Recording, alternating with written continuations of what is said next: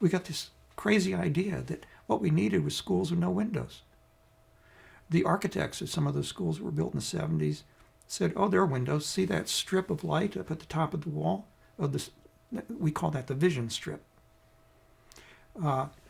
We got this crazy idea that somehow recess was a waste of time. And so a huge proportion of the schools and school districts started canceling or cutting back on recess. We got this crazy idea that in order to leave no child behind, that we needed to cancel field trips. We needed to have them at that desk taking the test, and as much as teachers, or at least the administrators, would deny it, we were teaching those kids to take a test, period. We damaged our teachers.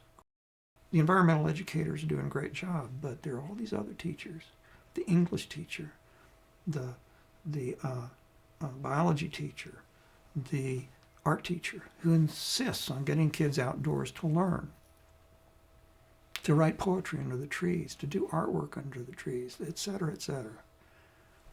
Those teachers have been out there all along. They come up to me after speeches. They think they're alone. Nobody encourages them. Certainly not their administrations most of the time.